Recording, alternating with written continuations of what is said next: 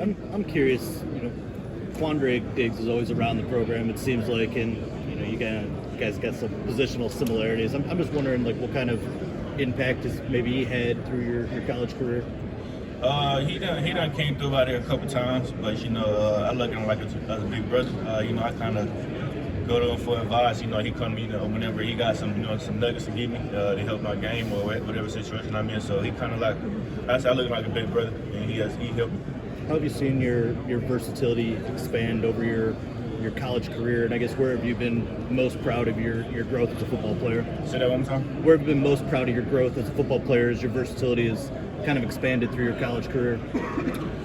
I feel like my last year just coming in, being able to do what I did, because I feel like I wasn't really happy with what I've done the last 2 years. I still have more in my tank and more to show. That's why I made the decision to come back for my fourth year. But being at Texas also helped me from a outside of football standpoint, but also on the field. I feel like I was being put in good position to be able to make plays and really show what I can do. What are you hoping to prove this week? I'm hoping to prove that to myself really, but also prove to everybody that I'm the best safety in this draft. For sure, and I know guys come up here, and say that, but I actually believe that and mean that. Have you met with the Buccaneers this week? No, I haven't met with the Bucs this week. What teams have you met with? I've met with Philly. I've met with 49ers, Jacksonville, the Bills. I've met with Houston, Detroit. There was a couple more, but I can think of off the top of my head. Anything stand out about any of those meetings? All the meetings went great. I had great conversations with great coaches and all of them, so, everything was good. Andrew, your guys' secondary was really the only one all year that was able to slow down Jeremiah Smith from Ohio State. How do you guys feel like you were able to do that? It was just, going out the game plan. We knew what kind of player he was. Obviously, he's a good player, and what kind of a threat he was, a deep threat he was. So, I feel like our game plan, what our coach had together, what we had put together that week, we executed our game plan, by stopping him. I didn't think he really did much that game. So we executed our game plan. That's what we wanted to do coming in. What stood out about him just from playing against him? His speed, size, and what he can do down the field. Like I said, he's a good player. He's gonna be a great player. Once his time comes. But just his speed and his ability to catch the ball out there. Drew, how prepared do you feel March is to kind of take the reins, and how much have you seen him grow over the last year? I feel like he's well prepared. I feel like kind of seeing a glimpse of him, the times that he was able to step up, help the team. But I feel like, when his time comes also, he's going to be one of those good players that's, coming out. But, I've seen his growth. It's not easy to be in the position he was, but, he's a guy that puts the team before himself, unselfish, so it was good for him. Andrew, I want to ask you about the SEC championship game. It looked like you might have decapitated the Georgia quarterback. Can you take me through that play, and were you a little surprised he was able to get up from that hit, because that was probably one of the most brutal hits in college football last year? Yeah, I was a little surprised, but the situation we was in, all I was trying to do is get the ball out as any means possible. So we was in overtime. Obviously, he chose to run up the middle, and I was just thinking, just hit him as hard as I can where the ball comes out. And then if the ball would have came out, then that would have been a win for us. But shout out to him though. He was able to get up, bounce it off, and he was good. And what would you say? Just curious, what would you say about that Georgia team that you played in the SEC title? Their season didn't end the way they wanted, obviously, but you guys played them twice. And what would you say about the Kirby Smart Georgia team that you guys played a couple of times? That was a good team. Obviously every time they showed up to play us, they definitely showed up. They were well prepared. But it was a team full of good players all around, from the D line, to the O line, to their receivers, the quarterback, running back, and their back end. So that was a good team, I'd say. Your family came to America when you were young, right? Right. What do you remember about that experience? It wasn't an easy transition for us. Just coming from a different country and coming here. We had to learn things. Get adjusted to certain things.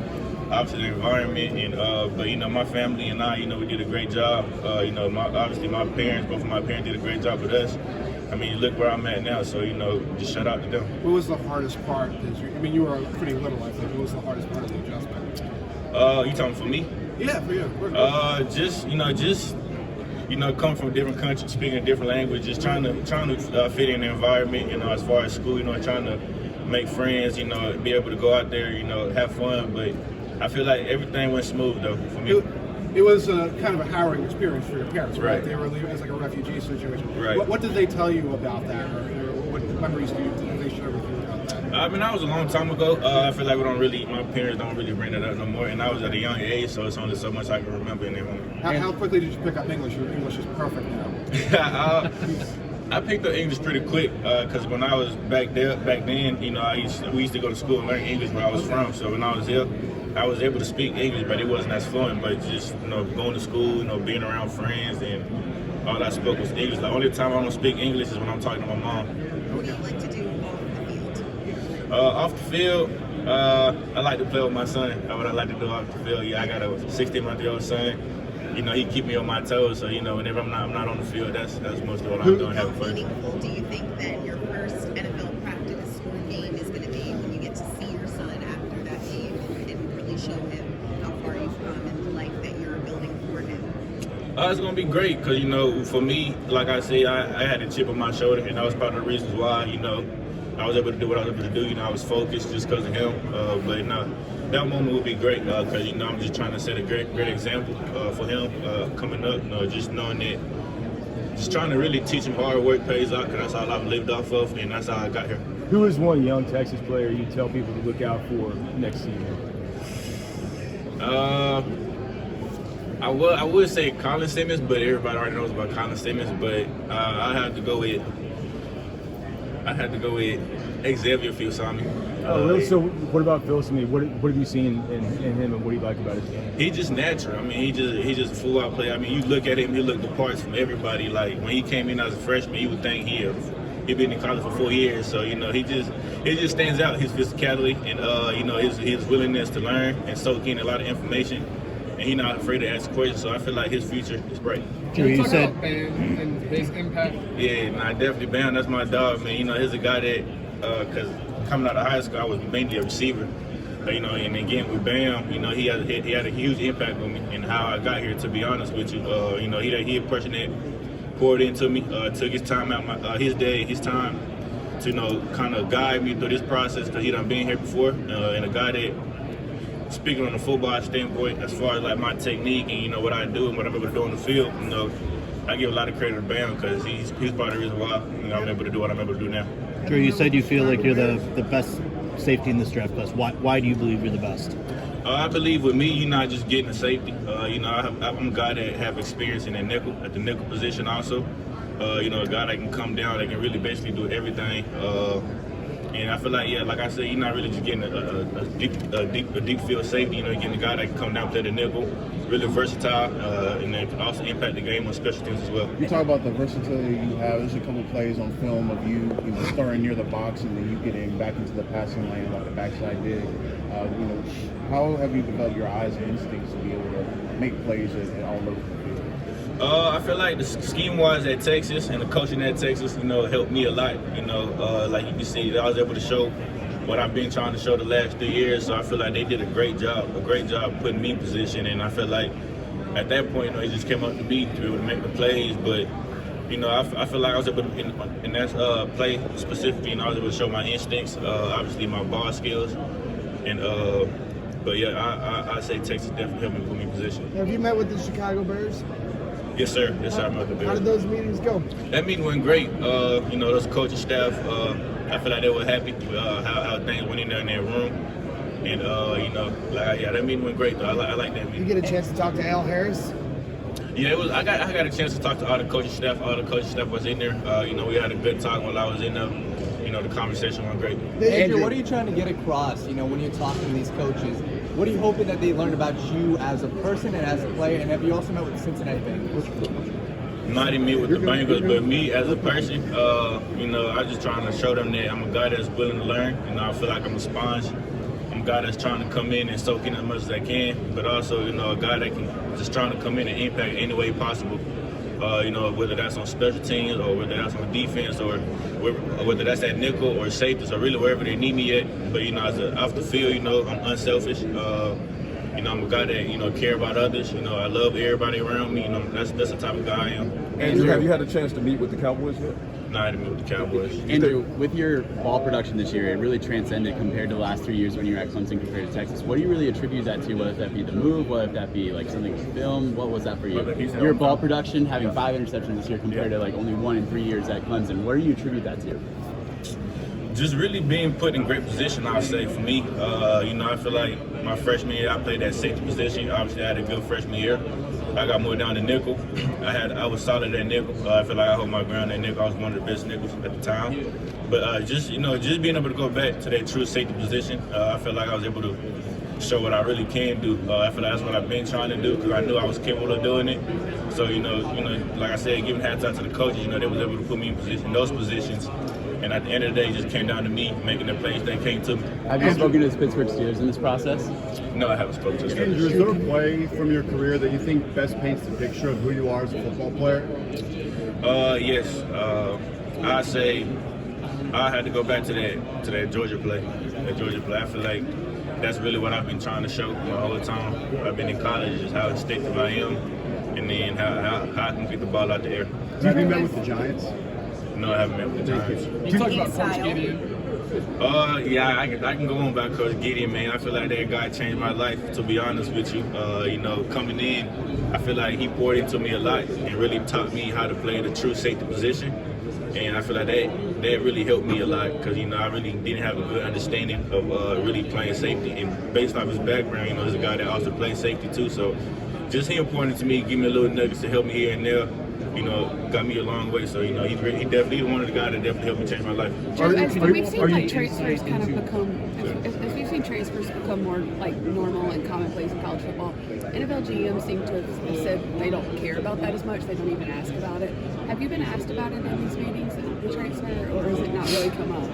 Yeah, I was asked about it, but you know, my decision to transfer was, you know, easy and sweet. You know, my time at Clemson, you know, my mom was able to come to one game in 3 years, which was my freshman year. I can't forget that, against Florida State, and she couldn't make the rest of the games just because, you know, she had to work, and then you had to catch 2 flights to get to South Carolina. So it was hard on her, and it was hard on me not be able to have the support system that I want. You know, and having my mom as my biggest support system.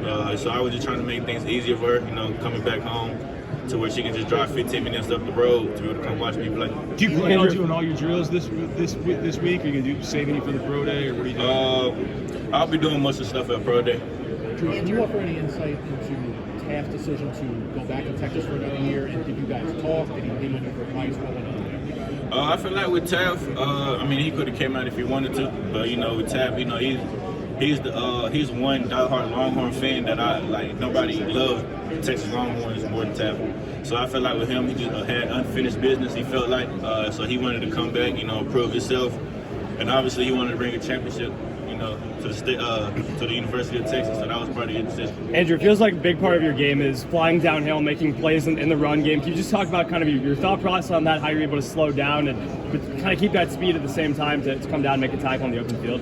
I mean, with me, I always want to play fearless. You know, that's how I go about my game, and I'm fearless, man. So I go out there, you know, trying to attack, you know, and obviously I feel like I'm overlooked, to be honest, because of my size. Obviously, playing safety and having to be in the box, people think I'm too small, but that's not the case with me. And I feel like I still play physical, you know, and when I get the opportunity, you know, I'm gonna strike. What was your favorite part about living in Austin? I'm from Austin, so I say the people in Austin. I feel like it's Austin surrounded by a lot of good people, but you know, I feel like it's a lot of. I'm from Austin, so I didn't experience a lot of things, but I'd say just the people around. What about the culture there? Like, how did that impact you growing up and your life and how you play football? The culture is amazing. You know, we only have University of Texas in Austin, so that's what everybody really cared about. And as a kid, that's all I ever cared about.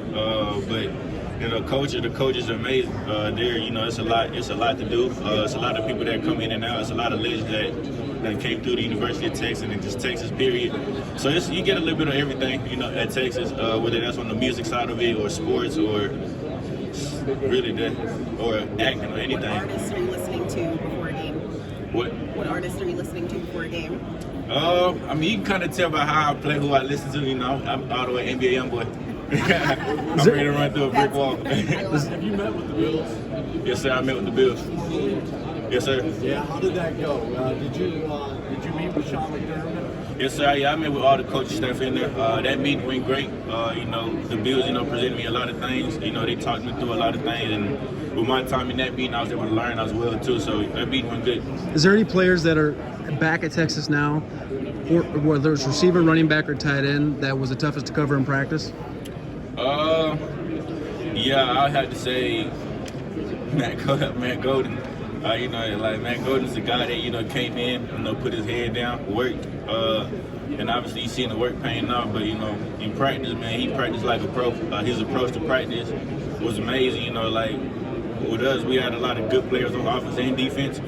So we used to always go at it every day. I feel like that's what kind of made us better in the long run, and how the secondary played and how the receivers played this year. Is there any younger kids that are still at Texas that kind of are the tougher to cover? Ryan Wiggle.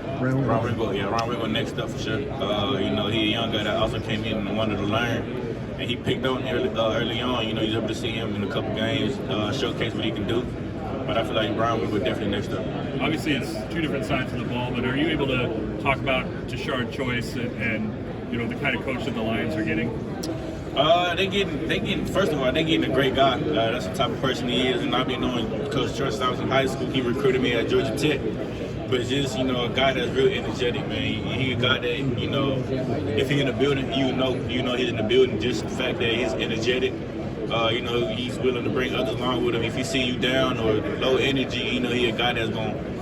I feel like I'll say it's an aura thing. I feel like he going just being around him kind of gives you like a positive vibe and kind of uplifts you, and that's how I really feel. Do you have any Jahmyr Gibbs stories from Georgia Tech, maybe? Nah, not really. I mean, I never really spent that much time with Coach Choice just because he was in the running back room. But I see him around on the field or in the building. And have you formally met with the Lions?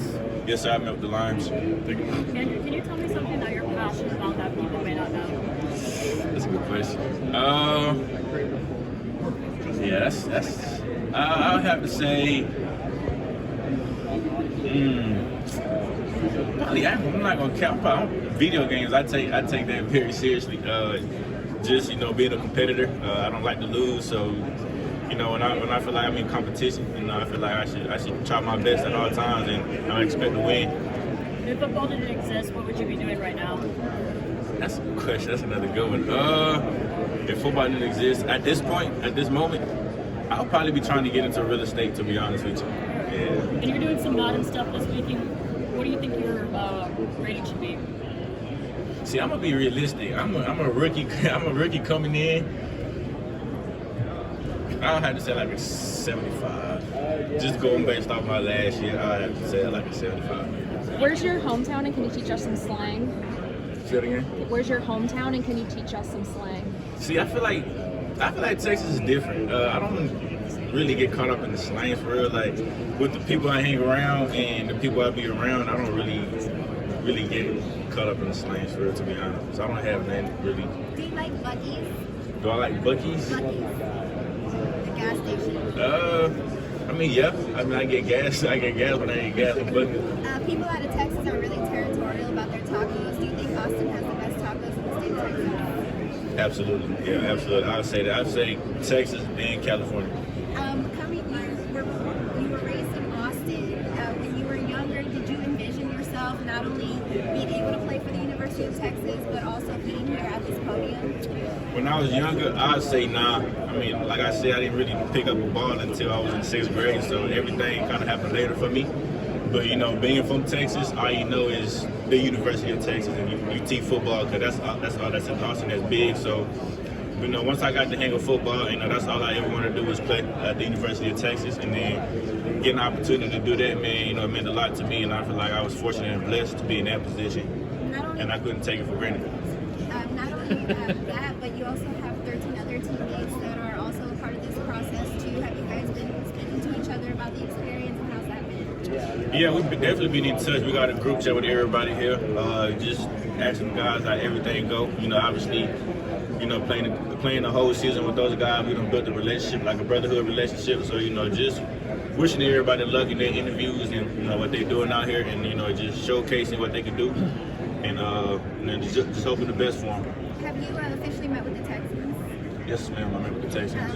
One of the things that Coach said was that he was interested in personalities and how you guys have chemistry together as far as the team is concerned. How did you feel the chemistry went as far as What was that next question? How do you feel your chemistry went with the team? Because that was huge for Coach as far as beating the draft. I feel like for me, it speaks for itself coming from a different school and then coming in to another school just 1 year, and then how I was able to connect with everybody around me. You can kind of see that in how we played, obviously, but I feel like for me, that's easy for me. I feel like that just happened naturally for me, and that's just how I was been. And I feel like it's proof of that. Just me coming in at Texas just for 1 year, and then being able to build a bond, a close bond, and having chemistry on the field with that short amount of time. I feel like that speaks for itself. What was your meeting?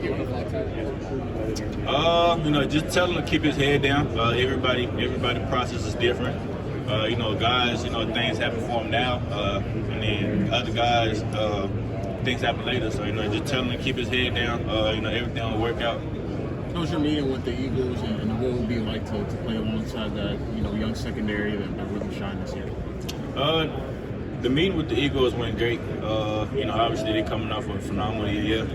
Got a crazy D-line, and us DBs, we love playing around good D-linemen. Just the fact that you can disrupt the quarterback timing and get to the quarterback fast, and then that gives us opportunities in the back end to be able to make plays on the ball. But the meeting went good. That's what I'll say about that.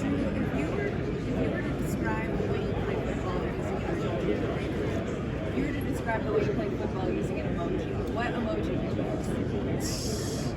Pop, that one fire emoji with that pop emoji. That's what I use. What would you say about Quinn Ewers, and what is an NFL team getting in him? They're getting an amazing guy. I feel like Quinn is a guy that has kept his head down. A guy that that I feel like is mentally strong. I feel like he went through a lot of things, but you wouldn't be able to tell with Quinn. Because he's the same guy every day, and then his leadership, he's a true leader, natural leader. I can just tell by the fact that when Quinn start talking, everybody listens. I feel like he had earned a lot of respect at Texas. He earned my respect just being my time there, just seeing what type of person he was and what type of adversity that he went through. But also, you couldn't really tell with him. And he was, like I said, he was the same guy every day. Brought the same energy. Practiced the same and everything, and how he went about his game. What does it mean to you to be a good teammate? What does it mean to you to be a good teammate? A guy that's unselfish, a guy that's accountable, a guy that's gonna hold everybody else around him accountable.